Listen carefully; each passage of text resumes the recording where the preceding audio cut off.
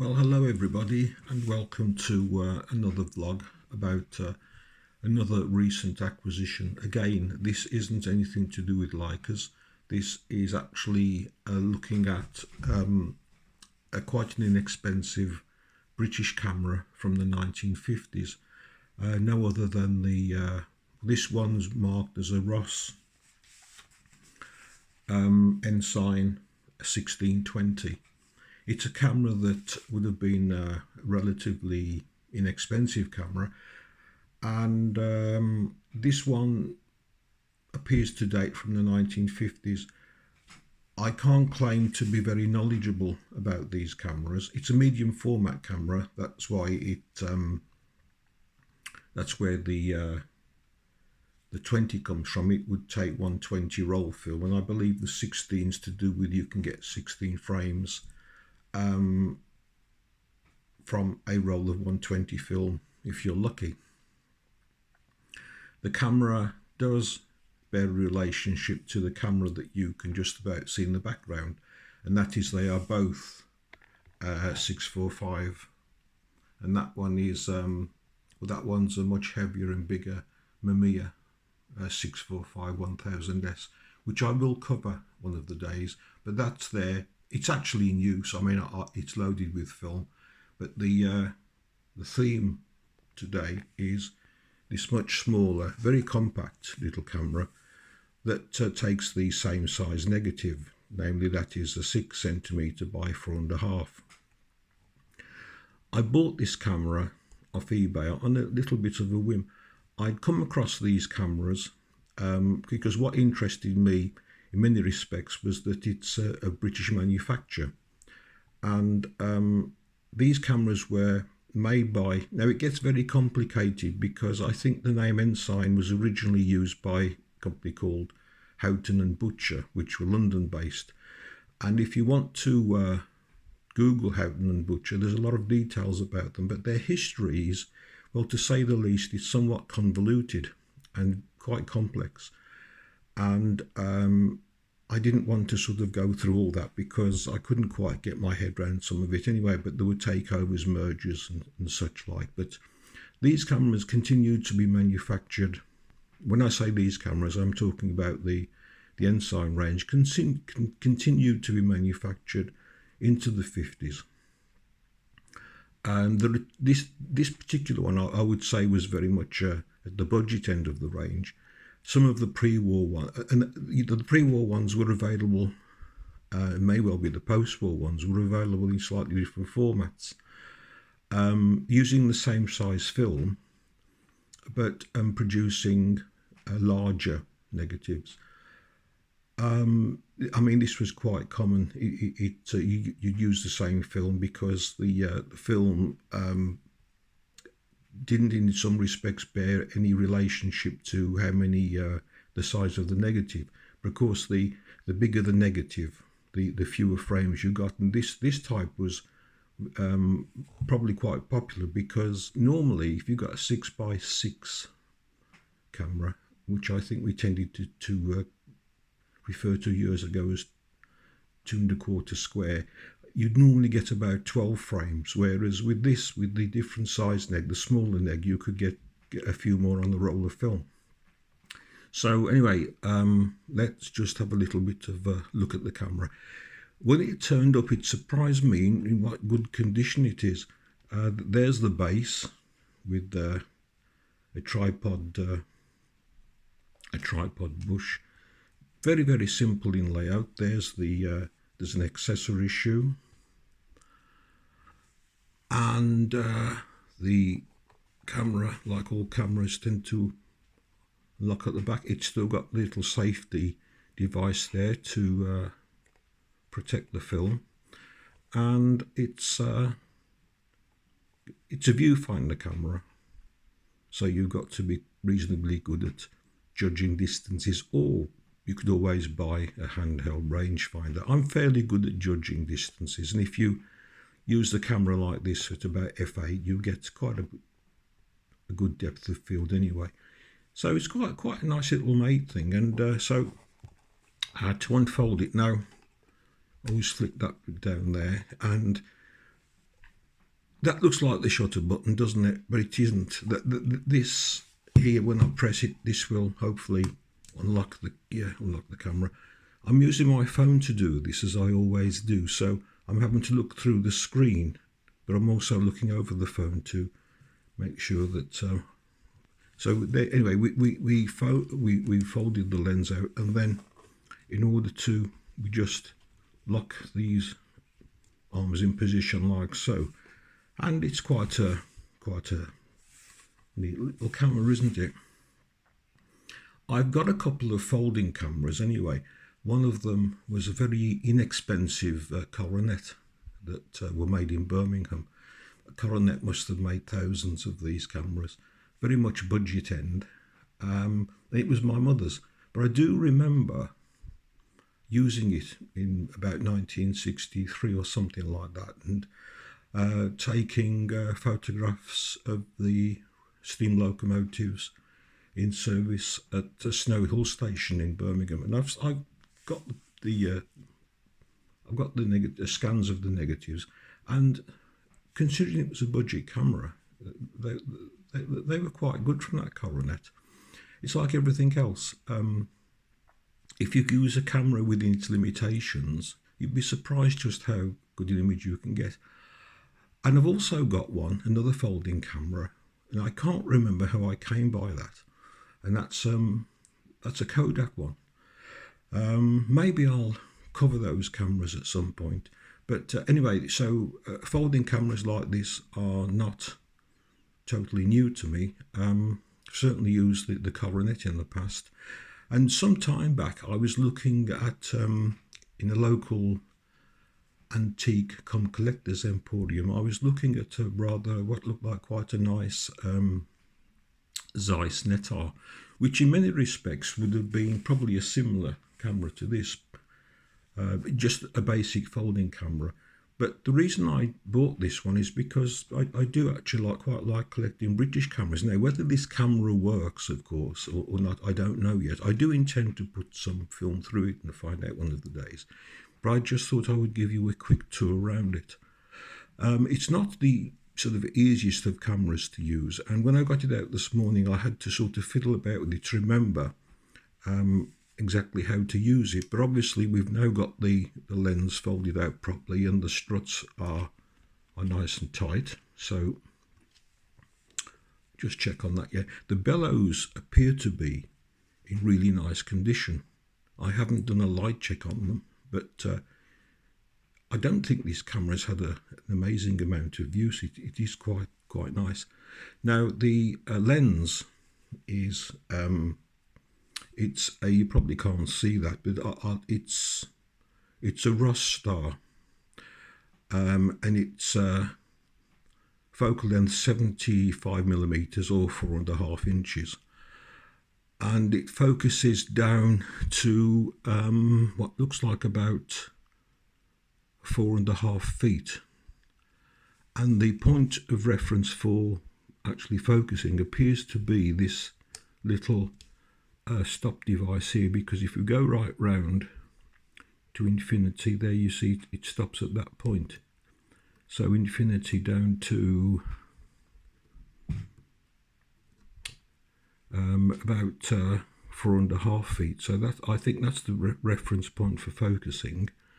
And on here we have the shutter speeds. There's a timer, bulb, and then we go from 1/25th of a second up to 300th of a second. Not a huge range, but about the sort of right range you would expect for what is basically a budget camera. And then for the apertures, and I've had to practice doing this morning, the apertures here are the 4.5, f5.6, f8, f11, 16 and 22, and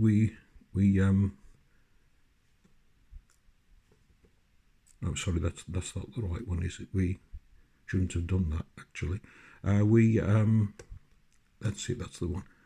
Fingernail job, and just move that around there like so.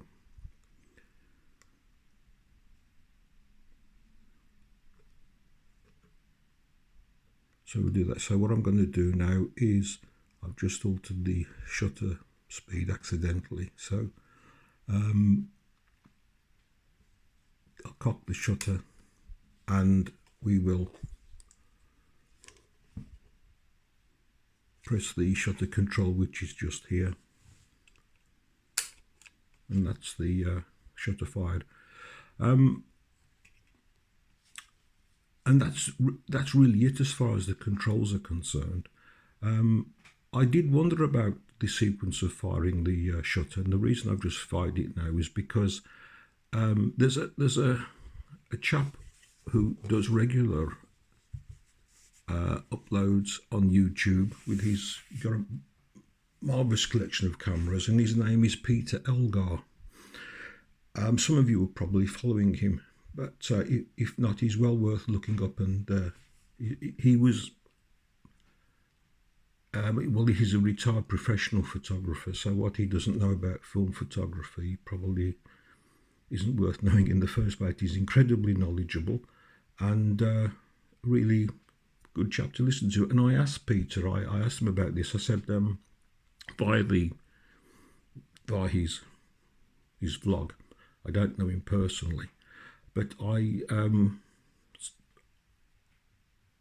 in the comments box I asked, at what point do you alter the shutter speed and then cock the shutter? I said, do you cock the shutter first and then change the speed, or change the speed and cock the shutter last? And he said, and I've actually also confirmed this elsewhere, and that's why I just fired that off, because what you do is you cock the shutter after you've selected the shutter speed. Like if you noticed, I'd accidentally moved that shutter speed, so that's why I fired the shutter off. So the mechanism thinks I've actually taken the photograph. If you sort of cock the shutter first then start altering the shutter speed, you can cause problems. And I think these epsilon shutters can be a bit of a problem anyway. So whether this actually does work or not is anybody's guess. But what I'll do is, now we're talking about the shutter, I'll so since I've actually fired the shutter off, we can now play about it. So this is where are we? Let's see. This is 1/25 of a second, and let's go up to 300th. Cock the shutter again and fire away again. So whether that's actually working or not properly, it's anybody's guess. The only way really is to put some film through it, but there's no actual reason that I can see that it wouldn't work. So it's certainly worth having a bash at putting some film through. You'll also notice though that when the camera is held thus, the actual, if you look at the viewfinder, you're going to get a portrait shaped negative or photograph. So if you want to do landscape, you turn the camera onto its side like so, which I think is a little bit odd, but that's just the way they are. This one is the earlier version of the 1620. The later one, it doesn't have this sort of viewfinder. It has a folding viewfinder.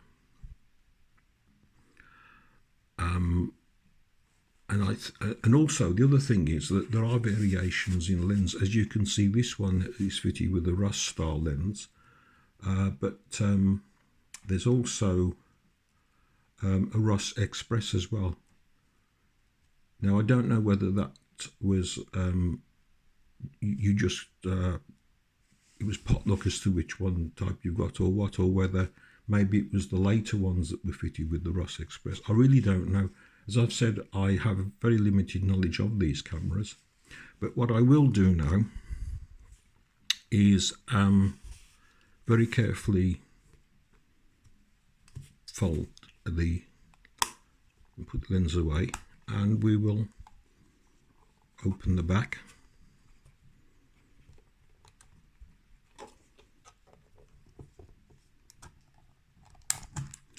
Like so, and there's the inside. Again, it does look very, very clean. I don't think it's had that much use. And there's also an advertisement there, look, suggesting that you ask for Ensign size 20 film, which is 120. And there's the little red aperture for winding on the film. You have to, with 120 roll film, you have to roll it through using this winder here until you come to the well, you'd come to number 1 first, and then you would take a photograph, and you would then it's very easy actually to forget to wind on and get a double exposure and all sorts of things, because there's no interlocking mechanism on these. But that's the little window there. It's red, it's safe against monochrome film. But when you're obviously winding on, this little device here protects the film as well. It's an additional insurance. So when you're winding on, you would look through there to get the next number. It goes up number 2, of course, and then 3, and so on and so forth. And then once you'd got your film set in the right position, you wound on, so on, you just put this back to protect the. It's an additional insurance, because there's no saying that red is actually safe from the point of view of light. So really, that's the little camera itself, and I think it's really quite charming. It's small.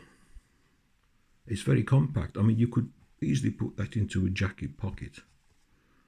No problem at all. It's quite weighty. It's got a bit of heft to it, and I would guess. I'm going to. I keep going to press that one. That's the shutter one. I'm going to pull that back out anyway, because it looks quite nice. It looks rather pretty like that. I'll put it down that way.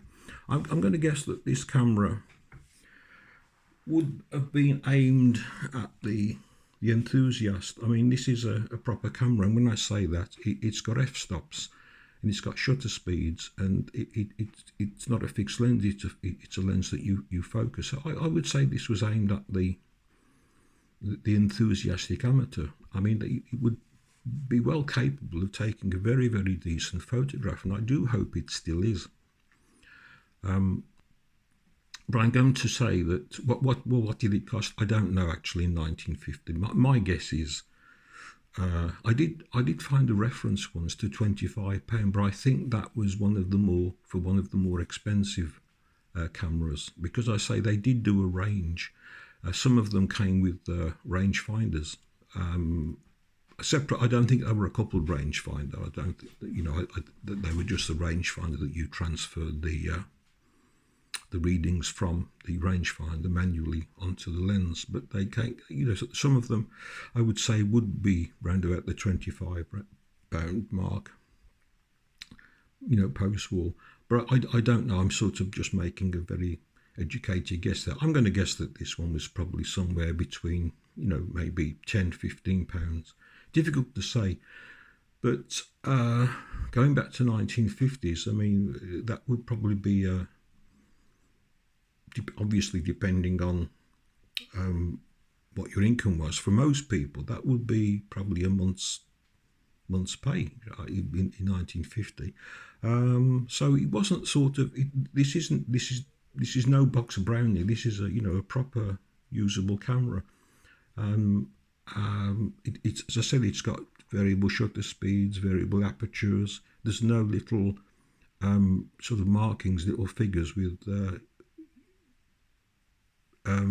icon, little sort of, well, the weather you might have a cloudy or a sunny day. This has got proper f-stops and things like that. So it was very much a camera that you got to know what you're doing with to get the best from it.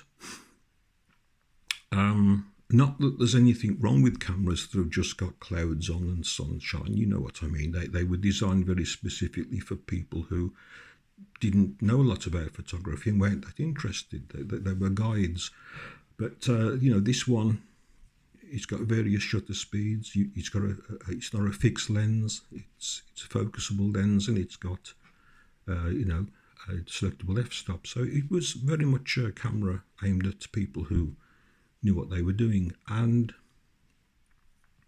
but quite a simple one and probably reasonably affordable. And as I said, if you're interested in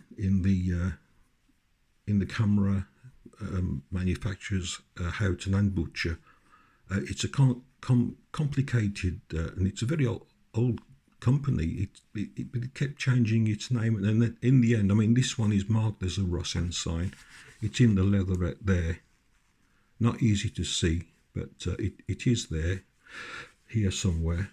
I'll hold the camera like so you can probably see it. And talking of Ross, I'm going to put the camera in the background as well. I thought I'll cover two birds with, if you like, one stone, because I'm going to assume it's the same company that made this lens. Now, this has got nothing to do with photography in the sense that we're talking about, but this is a Ross expander scope. This is an anamorphic lens, and it was designed, this one, for use with 16mm film projectors. Cinemas and cine projectors, another interest of mine. I've never had anything to do with the professional cinema. I've been in quite a number of projection rooms, though, taking photographs back in the 80s. But it's projection equipment, cinema equipment's always been an interest of mine, and I do still possess a 16mm projector, but very, very rarely use it. And I bought this off eBay, I think, or it may have been Exchange and Mart, because this is actually for projecting CinemaScope film. It's an anamorphic lens, so it de-squeezes a CinemaScope print. And I did at one point have a small section of a CinemaScope film on 16mm. I think I did anyway, because I gave a lot of the film away. But anyway, this is a Ross expander scope. I'm pretty certain I had the middle bit of some film, a film that I'd never heard of. You could get things like that fairly easily if you knew where to go. There'd be sections of films, always middle bits or whatever. But if you like playing about with film, they were ideal. And I think I had one, right? I'm pretty certain I've given it. I've had to clear out and gave them to somebody else. But these lenses, they go in front of the projection lens on a 16mm projector, which is normally about, the projection lens is about 2-inch focal length, or actually it's 50mm, isn't it? But anyway, and this goes in front of it.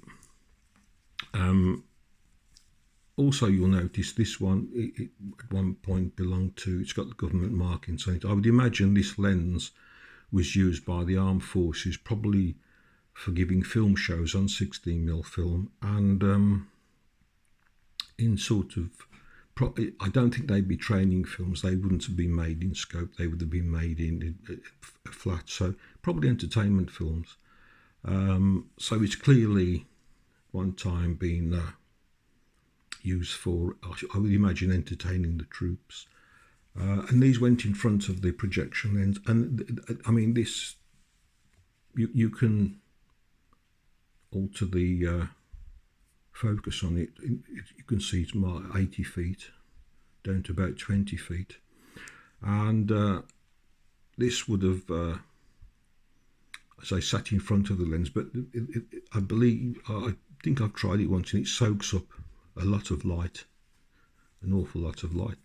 But that's, I believe, is the same Ross company. and I believe it's the same Ross company that used to make 35mm cinema projectors. They made a range, I think, called the GC. There was the GC3, I think, and I think Ross at one time where they were quite a popular maker. There was also Cayley up in Leeds, and there were a number of manufacturers. Cayley, there was Ross. They were British, both British companies. Anyway, that's going off the topic for a little bit. But the name Ross is a British name that's associated with optics and so on. So anyway, let's get the other Ross into, as I said, I'm assuming it's the same Ross. If you know better, let me know. So anyway, there's the little medium format 645 Ross Ensign. So I hope you've enjoyed that. As I say, I'm no expert on this range. It seems to be quite they made a wide range of cameras between the wars, and I'm just also having a quick look at my notes. But I think I've covered everything I wanted to say. So I hope you've enjoyed that, and I know it's not anything to do with Leicas or whatever, but you know, I think these cameras also deserve a mention. And if at some point I put some film through and it looks okay, I'll print them out on some paper and we can have a look at them. So let me just check my notes.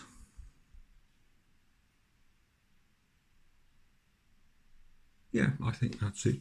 So I hope you've enjoyed that, and any questions, well, if I can answer them I will do, but the chances are I won't. But my knowledge of this range of cameras is a bit limited, but I just thought it was rather a cute thing to have in the collection.